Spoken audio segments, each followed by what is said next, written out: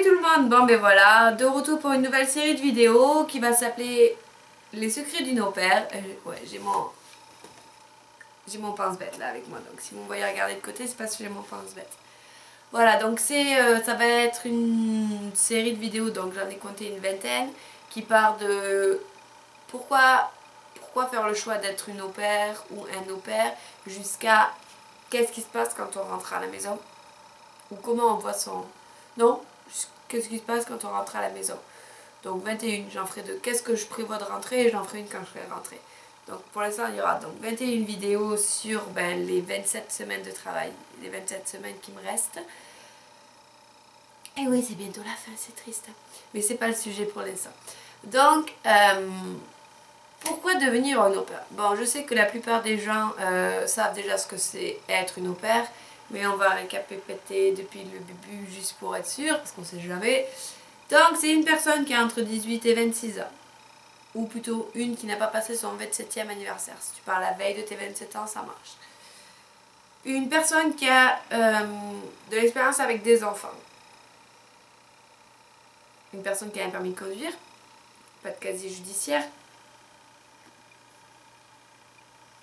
En bonne santé, oui, ouais, bon, passons, je vois pas pourquoi tu as qu'à remarquer ça.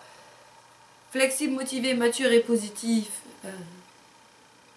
Faut pas se leurrer, si vous ne montrez pas ça dans vos dossiers, personne ne va vous prendre, donc ça paraît logique. Et passer une année à l'étranger, c'est le but du jeu, donc c'est un peu débile, mais c'est pas grave. Non, bon, voilà, franchement, ce qui fait de pourquoi on va être une au pair. Donc quand on y pense, ou quand on le voit dans les films, on dit ouais, c'est super, t'es avec les enfants, tu vis aux États-Unis, ouais, c'est trop bien, je vais pouvoir voyager, ça me fait une année de, comme dit beaucoup de gens, une année sabbatique. Non, c'est pas une année sabbatique les gens. C'est une année de travail à l'étranger avec des enfants.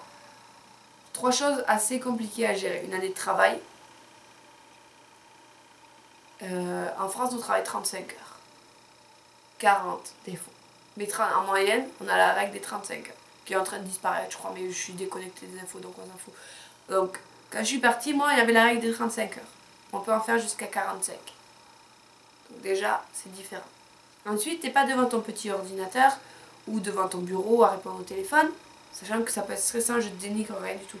Mais t'es avec des enfants. Des enfants, c'est pas facile à gérer tous les jours. Hein. Même, je veux dire, c'est pas facile à gérer toutes les minutes. Ça peut aller très bien d'un côté et absolument pas bien la seconde d'après. Et tu comprends pas ce qui a changé. Donc voilà.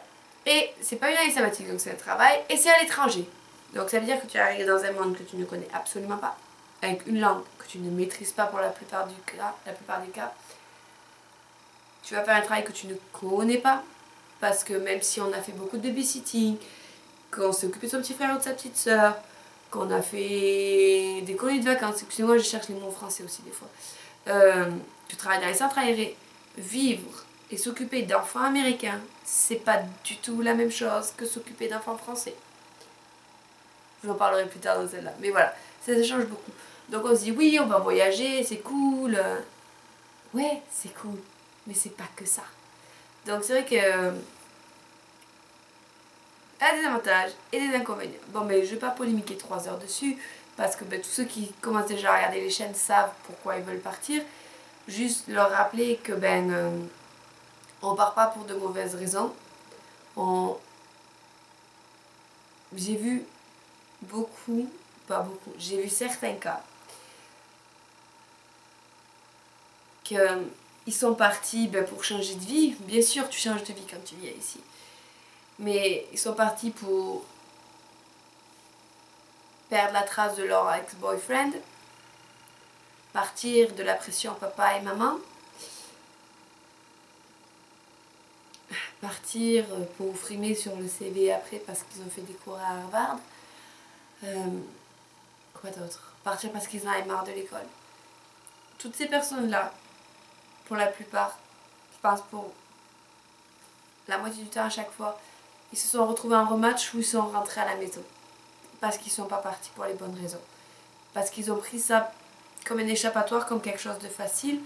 et ils n'ont pas réfléchi à tout ce que ça entraînait derrière. Malheureusement, moi comme je le vois, c'est ok, franchement, je suis partie, je veux bien, je suis pas partie que pour la famille. Je dis il faut venir pour les enfants et pour l'échange culturel. On va pas se leurrer, hein. Si je suis restée 1 an et si je suis rallongée d'1 an, c'est aussi parce que les voyages, eh ben, que ça me manquait et que je me vois pas refaire tout ça après hors des États-Unis. Mais je crois que je me mens pas et que je me mens pas à moi-même et que je mentirais à personne en disant que si je suis venue là,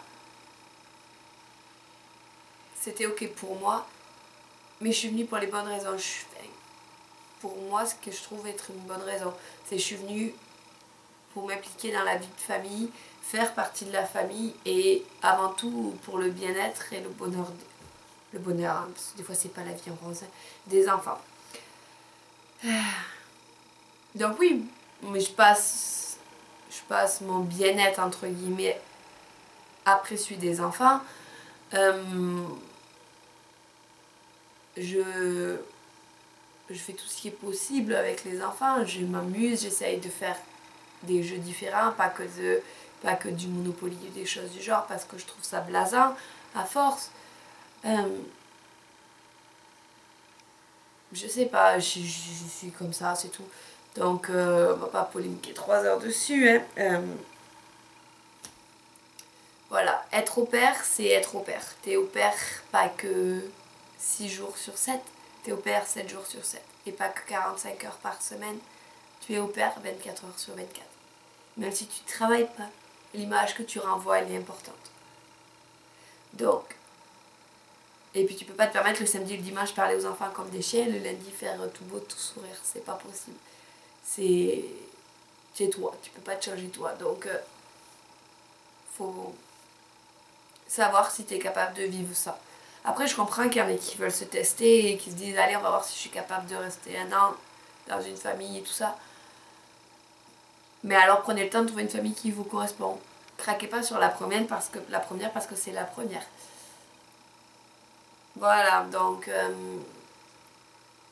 oui, quand t'as 18 ans, c'est bien. Tu te dis ouais, je vais partir, j'ai 18 ans, je peux faire ce que je veux. Mais personnellement, moi je me voyais pas capable de faire ça à 18 ans. Je l'aurais peut-être fait. Hein. Je sais que papa et maman ne m'auraient pas laissé partir à l'époque, mais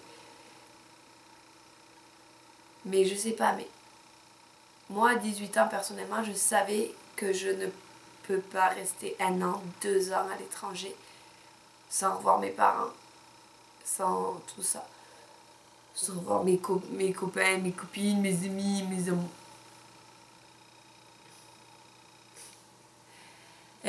Donc voilà, et donc 18 ans, bien sûr, on peut partir à 18 et on peut partir à... C'est comme partir à 26 ans.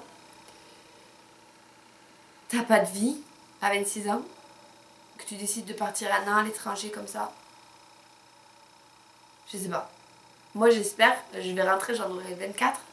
J'espère qu'à 26 ans, j'aurai pas plus besoin de partir en tant qu'au père pour trouver ce que j'ai envie de faire. J'espère vraiment. Parce que j'espère qu'à 26 ans, pouvoir avoir dire oh je suis contente de mon travail, oh je suis ça, oh je suis ça. Voilà. Bon, je crois que pourquoi devenir une au pair, donc c'est un peu... On sait comment on peut devenir une au pair, donc 18 ans, entre 18 et 26, le permis, pas de casier judiciaire, attention, sinon tu rentres pas. Ah, le non-fumeur, oh là, le non-fumeur aussi, c'est une longue histoire. Voilà, je crois que je suis un peu perdue parce que c'est vrai que ce sujet est tellement vaste là. Pourquoi devenir une au pair? On va te dire, parce qu'il faut aimer les enfants, si tu aimes les enfants, tu fais ça. Non, je crois que c'est vraiment quelque chose que tu décides au fond de toi. C'est quelque chose que tu veux te prouver à toi-même, je pense aussi, de dire que tu peux être à l'étranger 2 ans et survivre. C'est assez agréable, donc on va rester sur ça. Pourquoi être une au pair? Ok, c'est pour s'occuper des enfants, mais c'est toute autre chose à côté. Et je crois que c'est à vous de découvrir de pourquoi vous êtes parti en tant qu'au pair. Donc voilà, moi je dis juste, partez pas pour les mauvaises raisons. si vous partez pour les mauvaises raisons, tout se passera mal et vous allez vous blâmer n'importe qui d'autre à côté. Donc voilà, juste si vous partez, franchement, super, ça va être l'éclate. Mais mettez les chances de votre côté. Partez pas avec des a priori et des ah ça sera comme ça parce que ça a été comme ça pour les autres. On se crée chacun son chemin et chaque chose est différente pour chacun. Voilà. Donc ben, je vous dis à la prochaine vidéo. La prochaine vidéo sera un peu plus complète parce que là c'est vrai que c'est un peu le bordel parce que ben c'est assez dur à décrire de pourquoi choisir d'être une au pair, c'est des choix personnels. Voilà, juste rappeler que faut faire attention. Peut-être au pair, c'est pas ce qu'il vous faut. Peut-être partir en voyage, 6 mois, 1 an, c'est ça. Mais au pair, c'est un travail à plein temps. Et c'est pas un travail facile. Donc voilà, donc je vous dis bah, très très vite parce que je pense que j'ai le temps de faire la prochaine vidéo qui va s'intituler Quelle agence choisir? Alors je ne suis pas payée pour quelqu'un ou d'autres, donc je parlerai ce que je sais des unes et des autres. Après c'est à vous de choisir. Donc je vous dis à très très vite pour la prochaine vidéo. Ciao ciao!